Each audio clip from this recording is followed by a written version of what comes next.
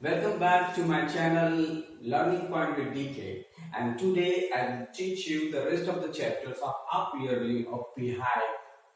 Okay, so let's start. First of all, the Senai Bismillah and the Senai Bismillah tonight, how it was invented and instead of which instrument it came.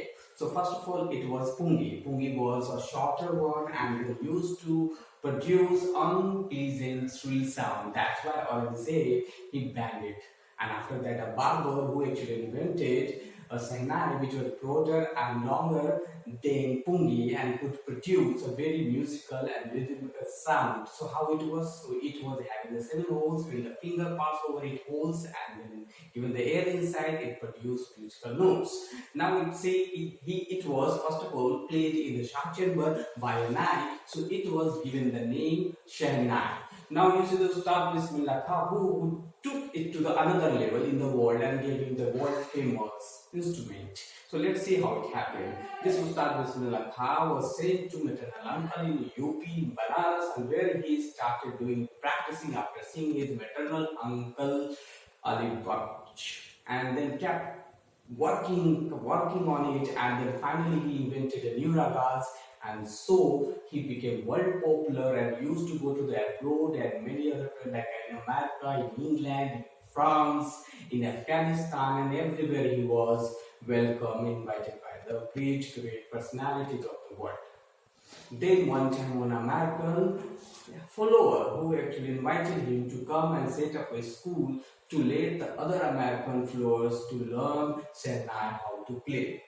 But he denied having said that he could not go there because when he is out of the country, he could not actually live without his own country because it made him mad to go back his country.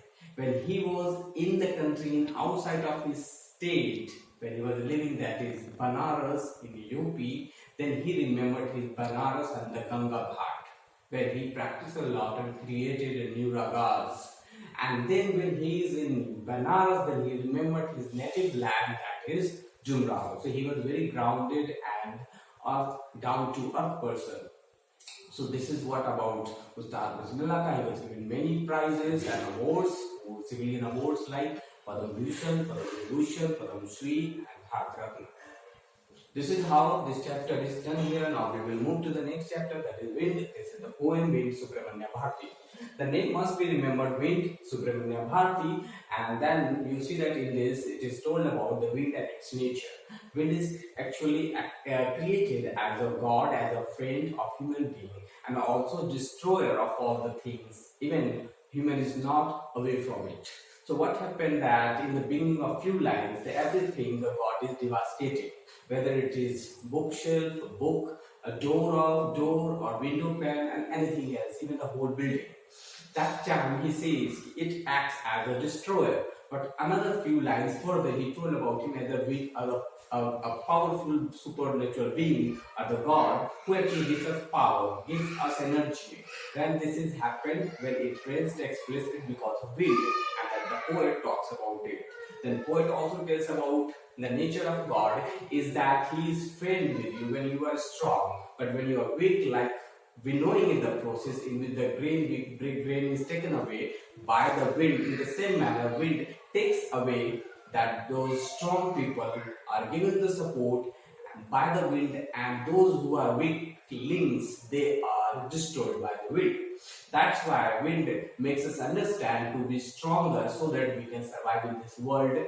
And this is why here one thing is mentioned very well, and that is about be steadfast, be strong. Like in the jungle, there is a jungle fire. A jungle fire is very huge, so it is supported by wind, and it becomes big and bigger.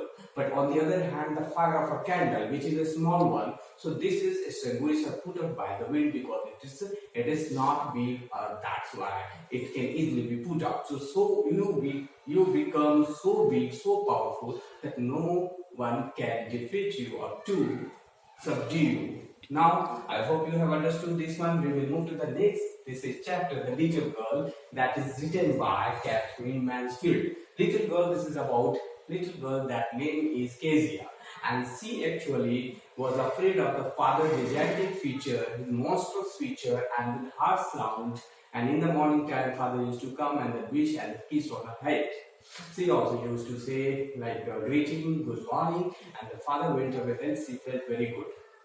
The overall the thing is that the father used to pass the comment on her, she did not like, and that's why she was also somewhere not having that kind of relation as the father and daughter used to have.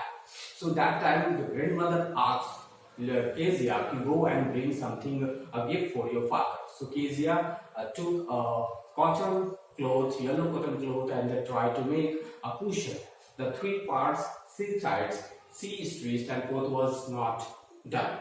And after that, she started looking for stuff that she could put inside it. Finally, she found the papers, which were the speech paper of the father, and she did not know, and that's why she took it and cut into pieces, placed inside, and after that, stitched it. The report was also stitched.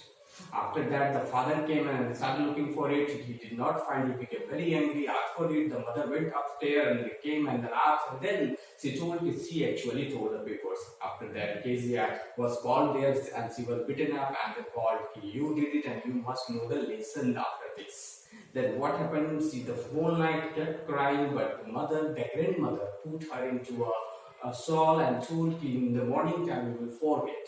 But it did not happen, and that was impressed on the brain of the girl. She also saw in the morning time that there were Mr. and Mrs. McDonald. Mr. McDonald was a very good and the loving father who had the 5 children, and the 3 children were the daughters and 2 were the sons. They were playing with him, and that's why she saw that all the fathers are not same. Then there is one incident when the mother fell sick and she was hospitalized. At that time, the grandmother was not at home.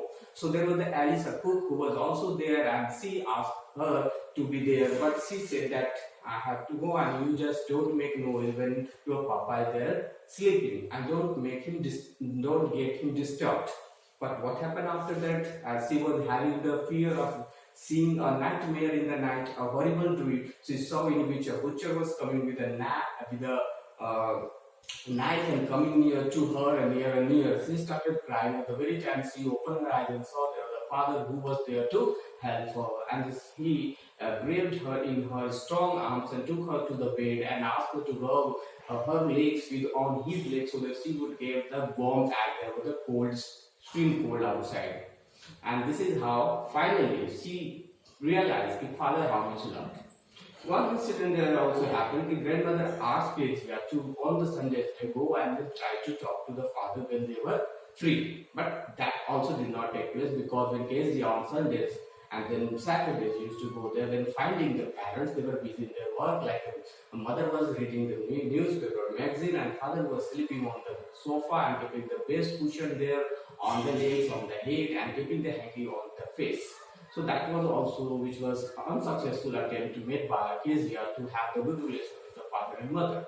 So overall, at the end, what happened now? We are coming to an end where the Kezia placed her head on the father's big chest and saying, "Father, your heart is very big in the way you are also very kind-hearted person and very loving person." And see, this is how she realized the father was a very busy person. That's why he was not able to give the time as the McDonald's used to give.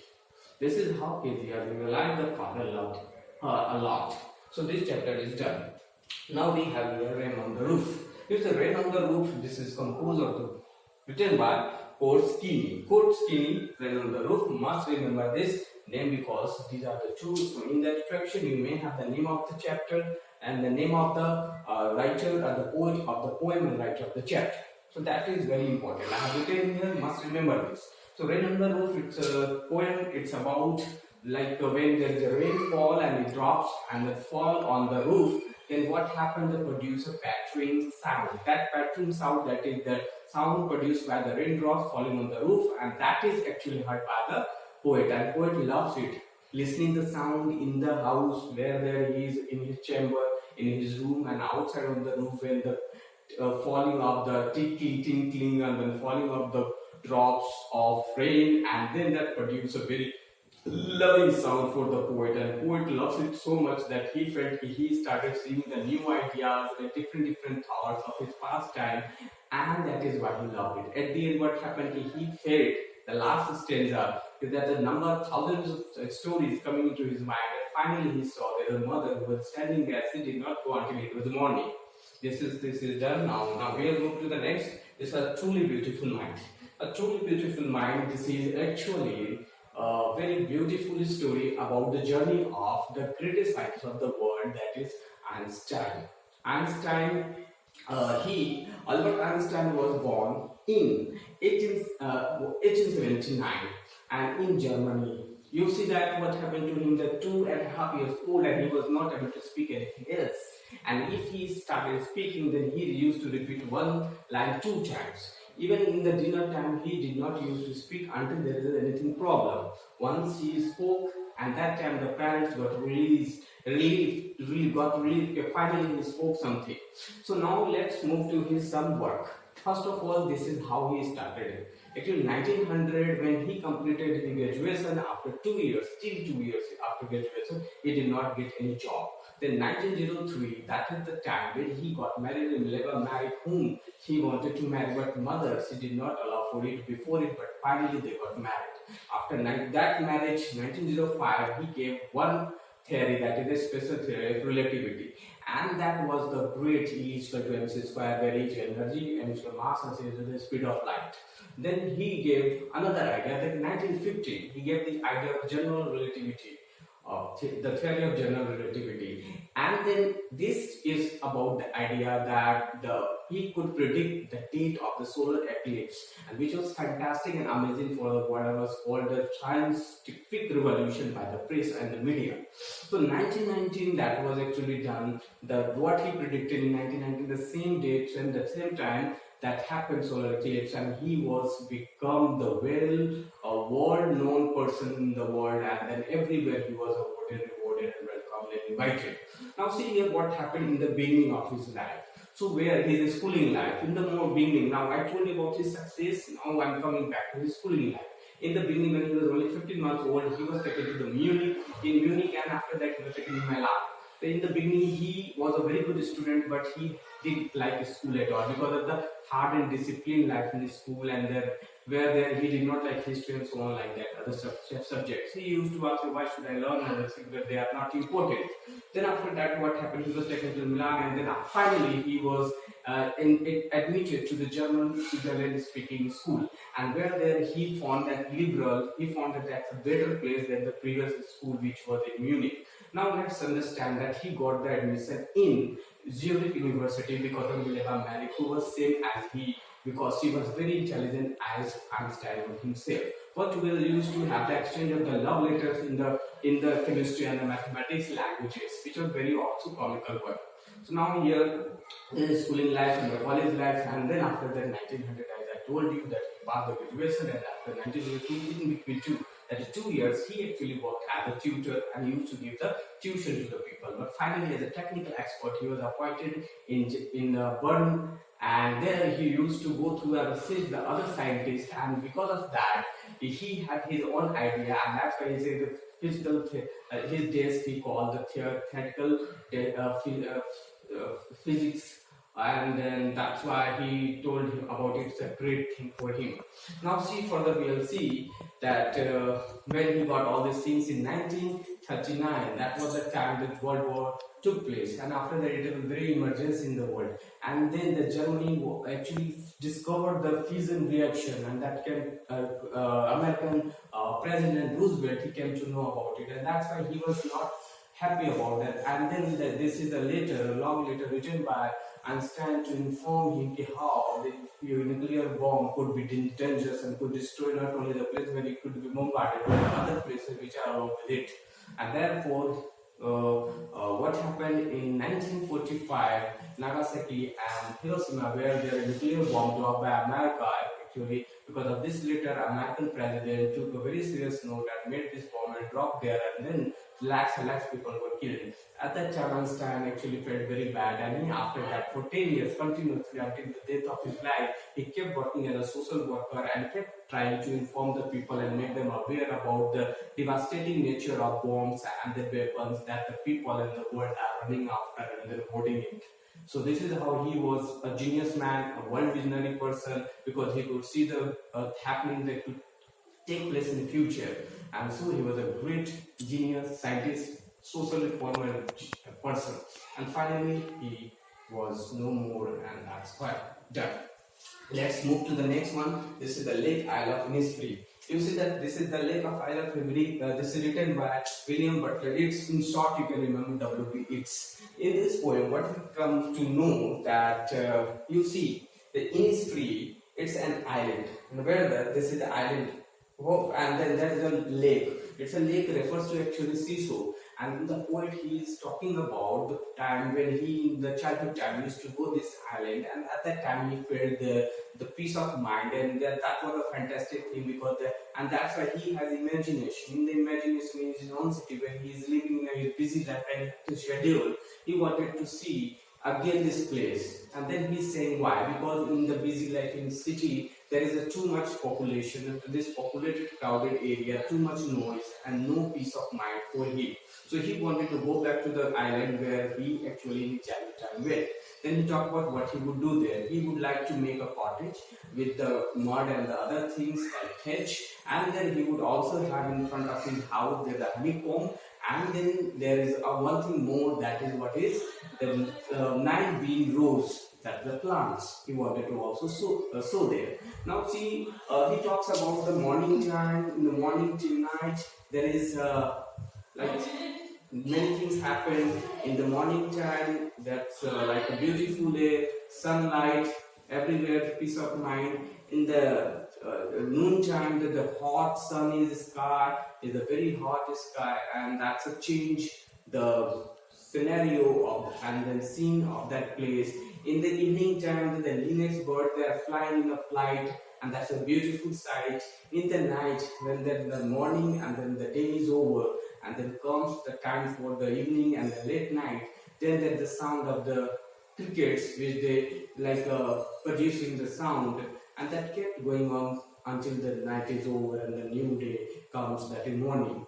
So he is saying that he is in the city and then can feel the sounds, the lapping sound of the dashing of the seashore, of the wave sound. He could realize and feel even in the center of the city on the pyramids. That's a beautiful thing about him. Let's move to the snake and the mirror. In short, I will tell you this story. See, here the theme of this story is that there is a homeopathic doctor and he is actually talking to his friends and telling him what happened to him. He saw a snake when he was in the house that fell in his body, and because of that, his arms was actually wrapped and he was not able to move because he knew that the snake would bite him and he would die very soon. He had no homeopathic medicine, even any other medicine. He was feeling himself a stupid and fool. At that time, he had the idea that if he could have this smile on his face and the moustache, if he have a slim moustache, then he could be very looking handsome. On the top of it, what he thought about that, he was a doctor, he was a thin and very handsome face, so he would marry with a doctor, a lady fair doctor, and if he would make mistakes, she could not run and then touch him. That is the silly idea he had. He had a heart-taking idea also, that he was thinking about he had this, that is the moustache, he would have the slim moustache and always keeping on his face the smile that made him more handsome. This is what he was thinking about at that time. So let's move to the another thing, what is actually happened to him. So that time there was just 4 inches away from the snake, and that time he was just a stone, just a stone statue he was at that time. But the snake moved from there and looked into the mirror, and then he was thinking, oh, it might be thinking like him, because he was also seeing in the mirror and thinking about his beautiful and handsome face. So must be the snake was thinking the same thing and having a beautiful hat and thinking how to keep mascara and then 1 million on his face and so other things. So this is how he was thinking about the snake's thought. And after that, the snake see that moved away from there slowly, and then he found the snake was not there. So he rushed out from the house, went to the friend's house, then he took the bath, washed the entire body, the oil, and after that he returned with the friend in the morning time. So everything was taken away from there by the thief, but only one thing was there left, that was the underwear, which he felt it was a grave insult for him. It's a serious insult for him, because that could be used by the thief after washing it. Then the friends asked, have you seen after that the snake? He said, no, I didn't see the snake. but the snake had its own beauty, its own way. So this is also done now. I hope you have understood, and you must remember this is written by Waqom Muhammad Bashir. Now let's move to the Legend of the Northland. This is by Foyle Carey. This is in short just under there is a Peter Saint and who was moving and having a fasting and he was preaching to the world. At that time, when he thought his preaching is over now and he has done his work, and he moved to a lady who was a big had a bakery and he asked the lady to give a small piece of cake, but she did not give. She 3 times took out the piece of dough to make a cake, but all the times she felt that was this bigger than the before, as she was very greedy and she had the awareness for herself. That's why the Peter, when he came to know the saint, he became very angry and cursed her that she will turn into wood paper. And in the throughout life, after turning the wood paper, she kept boring and boring in the woods for the house, for the food all the times, and get the very little food in the 24 hours by doing the boring, that the wood, making hole in the wood. And then this is how it was cursed. So this is also done. Now move to the My Childhood, APJ Abdul Kalam. My Childhood, it's a story about APJ Abdul Kalam. He was a middle class Tamil family, a Muslim Tamil family, middle class, and his father's name Janul Abadin, mother Syama, and they both were the great people because they used to have the people. The father was very intelligent, but he did not get any formal education in the school. That means he was having his innate wisdom, that is the social knowledge, which was very great for him, and helping nature was a great thing for him. Then the father was an honest person and a self-discipline, that is the both all the children and the adults around the world from the parents. And the mother was a deeply religious lady, and then kindness was the nature of the mother. And this is also inherited by the children. Now what happened here, the father had a stern and very difficult and then not generous life he did not like.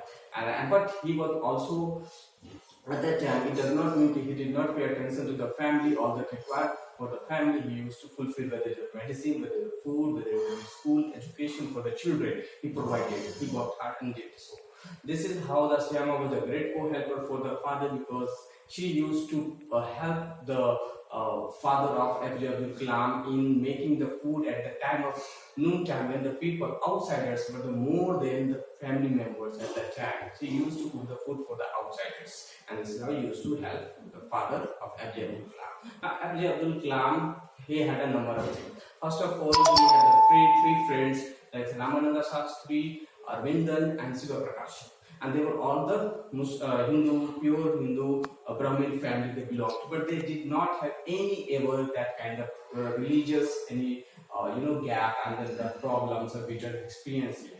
Then he had few experiences which he shared, like that when he grew up and then found that he was in the school, and then the one science teacher named the Siva Subramanian Swami Iyer, who called him to the invited him on Sunday, and where the wife of Siva Subramanian Swami, the teacher, she did not like to receive a Muslim boy into the kitchen because the kitchen could be impure. But this is